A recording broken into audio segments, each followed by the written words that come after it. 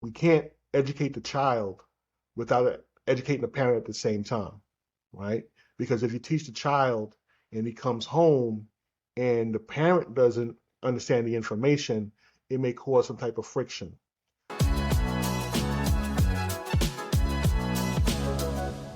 Hey everyone, welcome to School After Hours podcast, where we talk about all things related to out of school time programming. I am your host, Jaylee. We have a wonderful person here, Mr. Kerwyn Phillip, who's going to talk to us about financial literacy. We're going to get our money right, our checkbooks together, and also learn about these investments, okay? So, before we get started and go into all the things, Kerwyn, go ahead and share with us a little bit of what you do. Um, so, I have a regular day job where I'm a trainer at a medical facility, right? But outside of my regular day job, like I'm the president of a nonprofit called the Youth Business Exchange, where we focus on motivating, promoting, and empowering youth entrepreneurs to become successful. Then I also have my own company called Kufu Enterprises LLC, where I speak a lot about financial literacy and also entrepreneurship as well. So I host workshops throughout the year. Also, with the nonprofit, the Youth Business Exchange, we host the annual Richmond Children's Business Fair, which is a platform that allows youth entrepreneurs between the ages of 5 and 17 the opportunity to share their businesses with the general public. We've been doing the Richmond Children's Business Fair for at least 7 years now. It's grown. The first year we had about maybe 30 to 40 participants. Now we have close to 80 that participate every year. We have it at the Dewey Gottwald Center right behind the Science Museum here in Richmond. So right now we do things annually, but we're looking to host more events throughout the year. So that's something we're working on right now as we speak.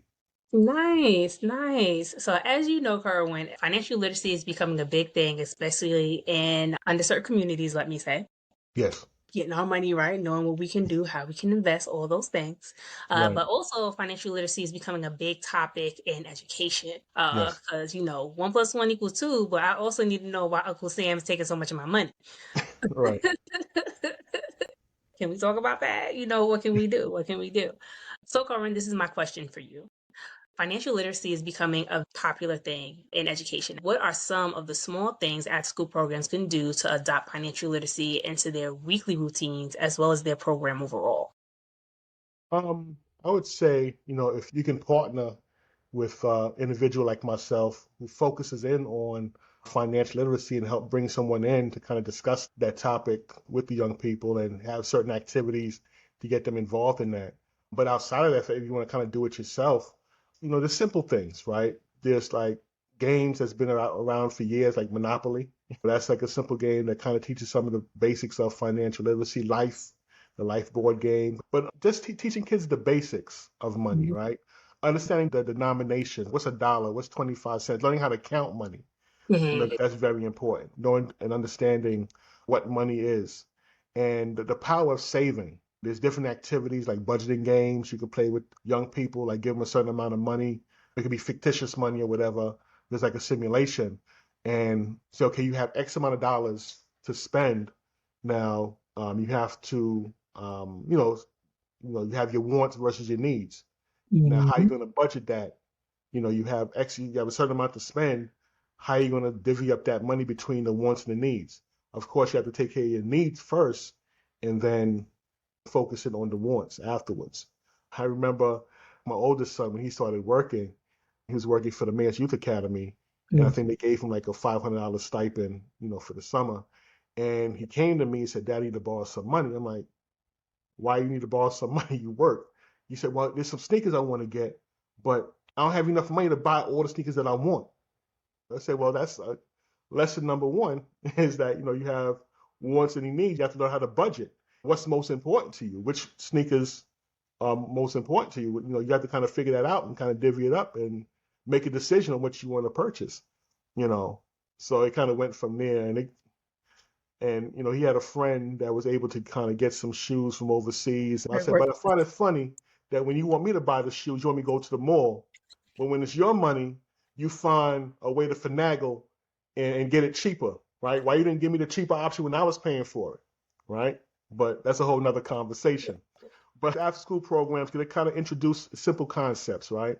understanding what money looks like, how to count money, simple budgeting exercises, show them the importance of saving. And this, again, there's so much information that's out there that's accessible for the children as well. Like there's like investment games that are catered to young people as well, that's online that they can play.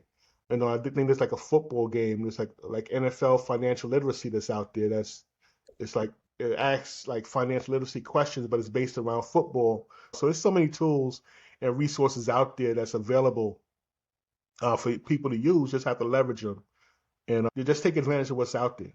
Exactly. Well, before we go forward and drop some more of these gems, we're going to go ahead and take a break. So everybody go ahead, get your drinks, get your water, stand up and stretch your legs, but don't go too far because we are coming right back.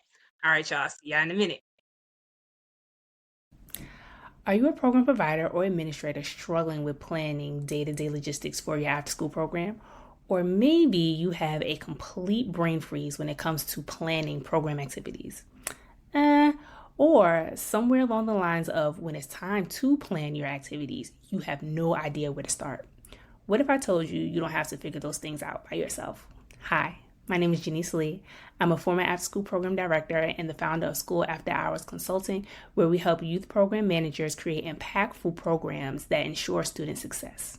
With my 20 years of experience, I can definitely help you figure out all those things.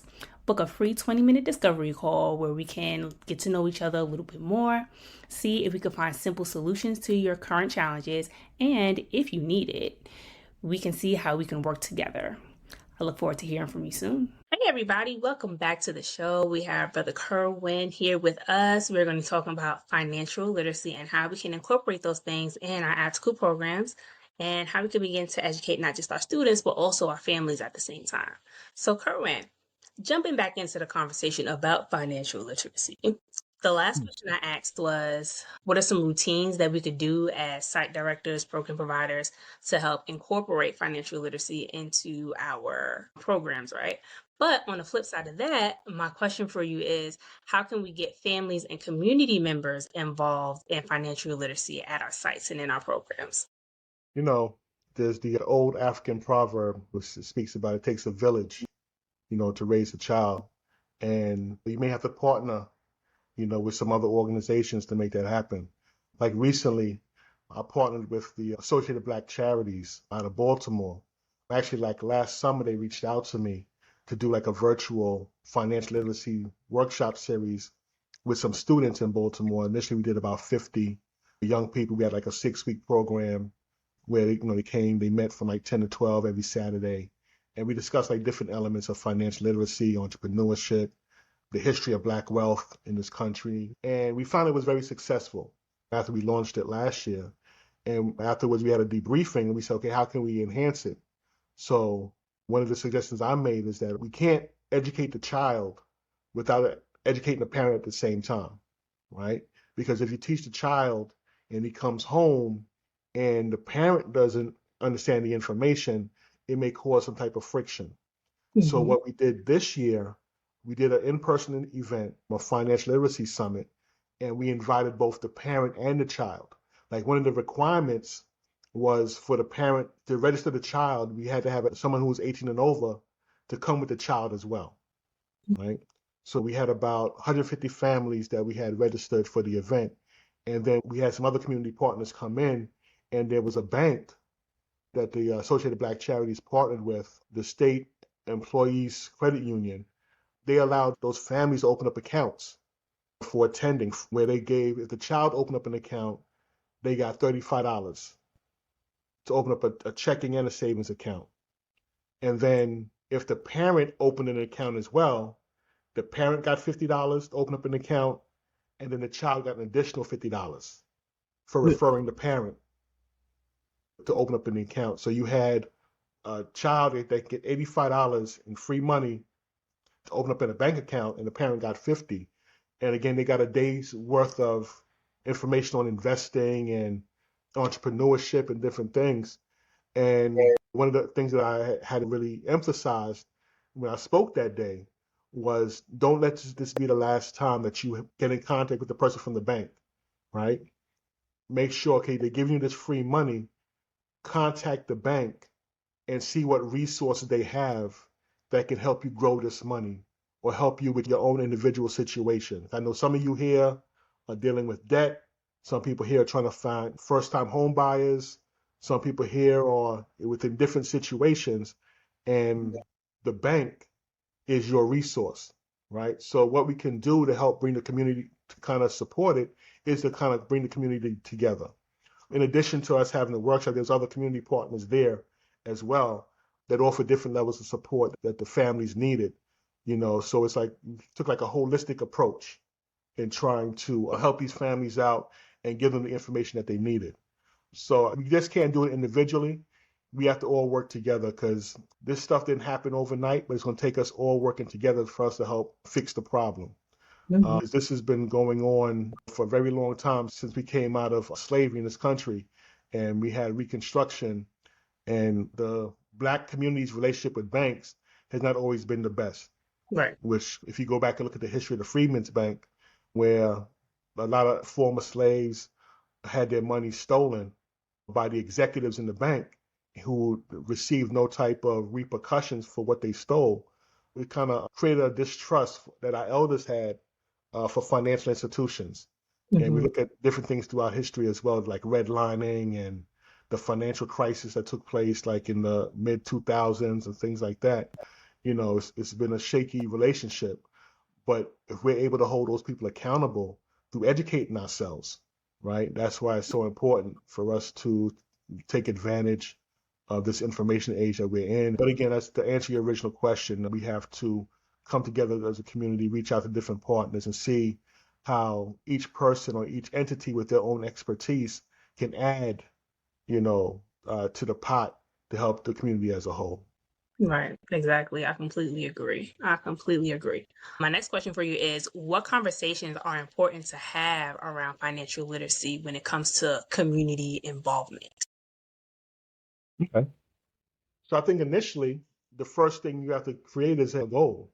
Because oftentimes, like we walk around and not having a goal, we just walk around aimlessly. But creating a goal gives you a target, whether it's a financial goal or a personal goal, just having something to reach towards. That gives you like an end point or a destination to reach. And now you can figure out where you are and navigate towards that point. Like if I'm just in the car that's driving, I'm just wasting gas, right? But if I say, you know what, I'm trying to go to New York, okay, bet. Now New York is the destination. Now I have some credentials or some coordinates to plug into my GPS, and now my GPS can help me get there, right? So the same way is that if you have a financial goal, perhaps you're trying to save to purchase a car, you may want to buy a house, or you're saving for college, or you're trying to start a business. Okay, now you have a goal that you're trying to achieve. Now you have a topic for conversation that you can reach out to somebody at a financial institution with, and y'all can have a conversation from there. And it's okay, where are you at right now? Okay, well, you're trying to buy a house. Let's look at your credit. Okay, well, you need to fix some things on your credit, right? So that's the starting point. Let's get some of these things paid off. Let's write some letters. Let's see what programs are available to help you with a down payment. Do you have a down payment? No. Okay, what's your situation? All right, let's see what's out there, right? And now you have a sense of direction, and now you have someone that will help you to figure that thing out, right? You have a guide that can help you get there. Right, exactly. Well, everybody, that brings us to the end of our show. But before we go, we got to get into our Professionals Lounge. Professionals Lounge is a segment of the show that allows guests to share advice with other practitioners in the OST and youth development field about how they can begin growing their gifts and talents, but also develop themselves as professionals in the field. Here's our Professionals Lounge conversation. So, for Professionals Lounge, Kerwyn, my question for you is, when it comes to building a youth fair, this is your area, this is your whole area. When it comes to building a youth fair or doing a youth event, what do organizers need to take into consideration when planning?